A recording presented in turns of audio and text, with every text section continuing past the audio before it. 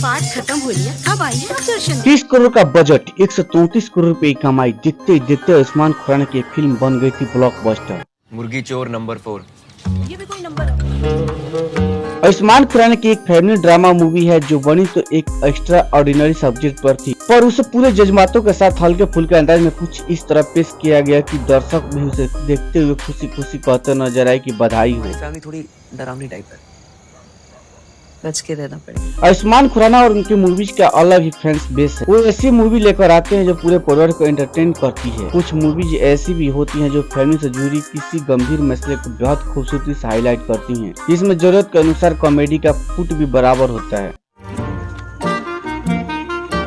रानी की बात नहीं है बच्चे। उनकी ऐसी एक फैमिली ड्रामा मूवी है जो बनी तो एक्स्ट्रा ऑर्डिनरी सब्जेक्ट पर थी और उसे पूरे जज्बातों के साथ हल्के फुल्के अंदाज में कुछ इस तरह पेश किया गया कि दर्शक भी उसे देखते हुए खुशी खुशी कहते नजर आए कि बधाई हो। अपना कमरा चाहिए, अपना कमरा चाहिए, अपना कमरा चाहिए।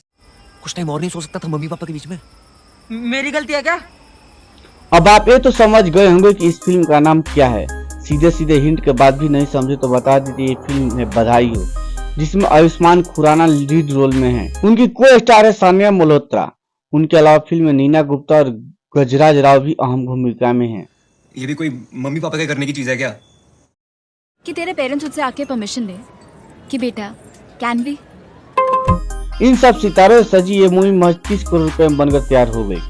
फिल्म की थीम को शायद यकीन नहीं होगा कि ये फिल्म इतनी चले, लेकिन एक अधेड़ दंपति और उनके बच्चों के आसपास घूमती फिल्म की कहानी लोग इतना पसंद आई कि यूथ ऑडियंस से लेकर ज्यादा उनके लोगों ने भी इसे भरपूर एंजॉय किया, जिस वजह से मूवी 134 करोड़ रुपए कमाने में कामयाब रही। मैं अपनी मॉम की प्रेगनेंसी को लेकर फालतू में इतना एम्बैरेस हो रहा था क्योंकि हमारी फैमिली तो ऑलरेडी इतनी एम्बैरेसिंग है।